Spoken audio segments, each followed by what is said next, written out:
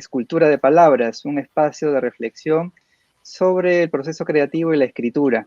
Y en esta ocasión, nuestra invitada es Rosela Di Paolo, una querida y reconocida poeta que ha recibido, entre otras distinciones, el Premio Casa de la Literatura. Rosela, bienvenida. Muchas gracias por estar con nosotros. Hola Jaime, hola a todos. Aquí estoy. Quisiera empezar por una pregunta un poquito más delimitada, porque si preguntarnos qué es la poesía, qué es el poema, quizás sea algo mucho más abstracto, pero si nos remitimos a la escritura propiamente, ¿qué hace que llamemos poema a un poema y que lo distinga de algunas otras formas? ¿O qué hace que sea distinto a un aforismo, que sea distinto a una reflexión, a una catarsis hecha en líneas sucesivas?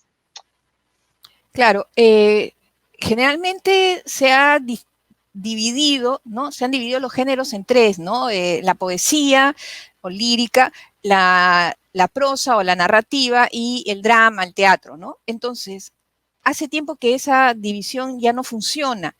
Hay un estudioso de la literatura, un alemán, Stirle, que abonaba por otro sistema, ¿no? Diciendo que la poesía no es un cajón equivalente a los otros dos cajones, ¿no? Sino que es algo que se mueve de un lado a otro, o sea, que se puede impregnar de poesía un discurso narrativo, un discurso descriptivo, un ensayo, ¿no? Entonces es como algo que tiene más movilidad, ¿no? No se puede decir que es una cosa estanca.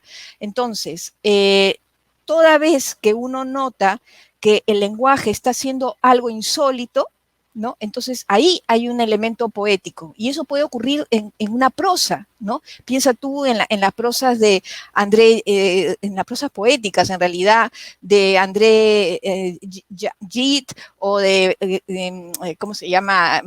Gregorio Martínez o de Edgardo Rivera Martínez, ¿no? O de la misma Virginia Woolf, ¿no? Entonces, hay una cosa que se rompe, hay una transgresión respecto del lenguaje. Y no solamente eso, sino que también el texto te está llevando a algo que no esperabas, ¿no? A un mundo inesperado, a un mundo raro, a un mundo insólito. ¿Por qué? Porque hay muchos significados que están en el mismo lugar.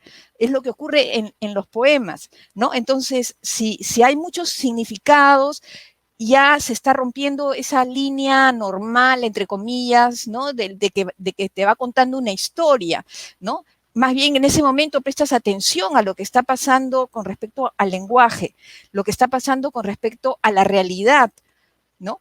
Entonces, cada vez que vemos que algo se perturba, cada vez que vemos que algo aparece inesperadamente, cada vez que vemos que el lenguaje está trabajando de una manera no esperada, ¿no? Entonces estamos ante un hecho poético, ¿no? Y eso está, claro, está en los poemas, obviamente, ¿no? Pero puede estar Y, en cualquier otra cosa. Entonces, ajá, eso es lo bueno, y, ¿no? Que la lírica es díscola, es traviesa, se mete, se entromete, ¿no? Y levanta muchas veces una prosa, ¿no? Yo creo que una prosa que no tiene estos elementos se cae, ¿no? Está muerta, está seca, ¿no? Entonces, eso fue lo revolucionario de lo planteado por este alemán, Stirle, y que Susana Rice recoge en su libro Teoría de la Literatura, ¿no? Sí. Rosela, y en tu caso, ¿de dónde surgen los poemas? ¿Viene de alguna frase, de alguna imagen? ¿Cómo es ese proceso en ti? Puede venir de cualquier lado, ¿no?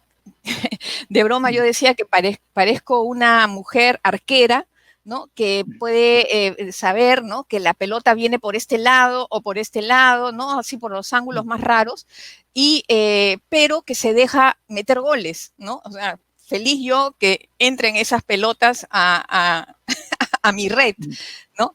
Entonces, no las detengo, digamos, ¿no? Las dejo estar.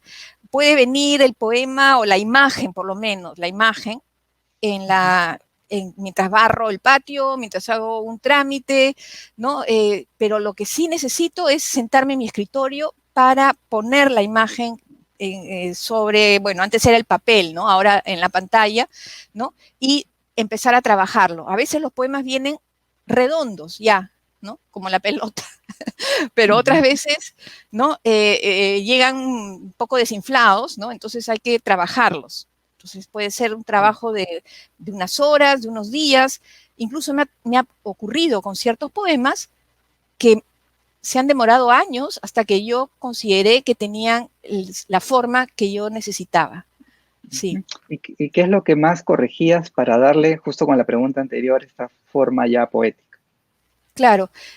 Sabemos que la poesía no usa ni rima ni métrica actualmente, ¿no? Ya eso lo defenestraron.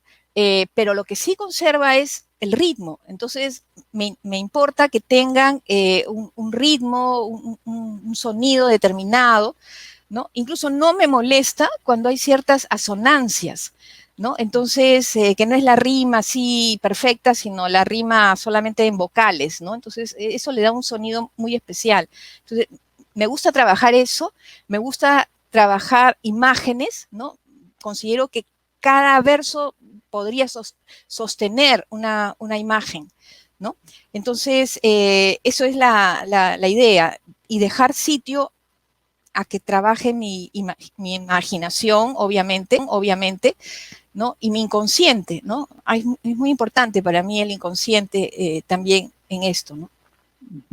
Y a partir de, bueno, de La silla en el mar, de manera especial, pensaba, bueno, porque se inspiró en dos personajes de Herman Melville, Capitán Ahab y Bartleby, me preguntaba si es posible escribir un poema o un libro de poemas partiendo de un tema, partiendo de este detonante, en este caso los personajes de Melville.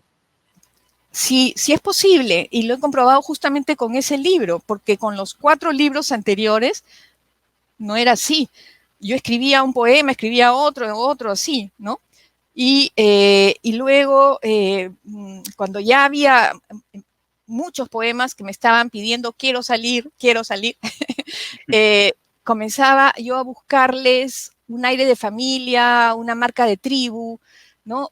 Un pulso inconsciente que los hubiera estado llevando hacia algún lugar específico, ¿no? Que eso es lo que le iba a dar la unidad al libro, ¿no? Entonces, los poemas que tenían esa marca entraban en el libro, los otros se quedaban afuera, eventualmente podían servir para otros libros o ya no servir más que para alimentar la papelera, digamos, ¿no? Ya no, ¿no? Pero esa era la forma como yo trabajaba, hasta que me sorprendí con este libro, con La silla en el mar, porque comenzaron a aparecer poemas sobre Bartleby, ¿no? Después de Tablillas de San Lázaro, que fue mi 4.º libro, yo me quedé 5 años en seca, solamente escribí 5 poemas, ¿no? 1 por año, Dios mío, ¿no? Entonces, y de pronto se abren las compuertas y comienzan a aparecer una serie de poemas sobre el personaje de Bartleby, este escribiente, ¿no? En Nueva York, que de pronto no quiere hacer absolutamente nada, pero con mucha suavidad dice, preferiría no hacerlo, ¿no? Y pone de vuelta y media toda la oficina. Entonces, este personaje a mí me seduce y comienzan a aparecer poemas sobre él, pero también comenzaron a meterse poemas con Ahab, que era contrario, ¿no? Ahab es un personaje, digamos, en las antípodas de Bartleby, porque es un tipo que corre por todos los mares persiguiendo a la ballena blanca que le arrancó la pierna, ¿no? Y yo dije, ¿lo dejo pasar o no lo dejo pasar? Y dije, no, sí, crea un contrapunto muy interesante entre la inmovilidad de Bartleby y la excesiva movilidad, ¿no? La desquiciada movilidad de Ahab, ¿no? Entonces, sí, lo dejé pasar y comencé a crear poemas en los que incluso están metidos en el mismo poema ambos, ¿no? Como dialogando, como peleándose, como coincidiendo, porque los dos están locos, pero cada uno en su manera, ¿no? En su modo, ¿no? Entonces, duré 10 años con esto.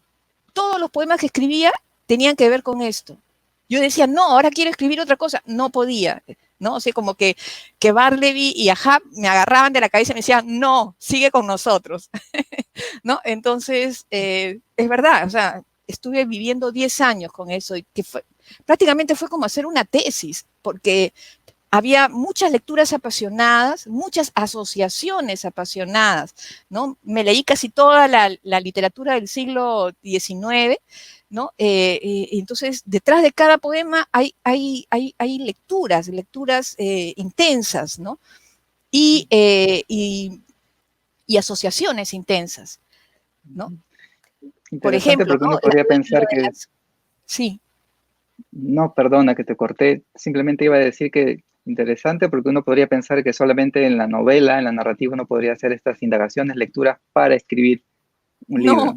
no te digo que en 10 años, mira, ¿qué no hice, no? Un poco más y me crecía la barba así a lo Melville, ¿no? Una barba inmensa, ¿no? Así turbulenta, y como seguramente era él, ¿no? Y bueno, pero las asociaciones también, vivía en estado de asociación, ¿no? Por ejemplo, las manos cruzadas de Kotosh, ¿no? Las asocié con las manos sin uso de este escribiente que no quiere escribir, que es Barleby, ¿no? Entonces, hay un poema dedicado a estas manos, que en el fondo lo que estoy hablando es de Barleby, ¿no? O esa historia científica, ¿no? No es ficción, era verdad, o sea, que habían enviado una sonda a buscar a un cometa, ¿no? Durante 10 años duró el viaje de la sonda hasta llegar a ese cometa. Cuando se queda encima del cometa, baja a un robot para que envíe datos, ¿no? El robot trabajaba con luz solar, pero justo cae en zona de penumbra, entonces no envía datos, ¿no? Prefiere no hacerlo. Entonces, ahí otra asociación, ¿no? O sea, esa sonda que persigue al cometa es el capitán Ahab persiguiendo a la ballena blanca, ¿no? Años. Y luego este robot, ¿no? ¿Qué cosa es un amanuense sino un robot? ¿No? Es una fotocopia, fotocopiadora, ¿no? Que cae en zona de penumbra y no trabaja, prefiere no hacerlo, ¿no? Entonces, cosas así, ¿no? Contextos nuestros, peruanos, y contextos también de afuera. Rosela, muchas gracias por compartirnos tus percepciones, tus impresiones sobre la poesía en este espacio Escultura de Palabras. Muy agradecido y hasta cualquier otra oportunidad. Gracias, Jaime, y saludos, y bueno, suerte a Buen Salvaje.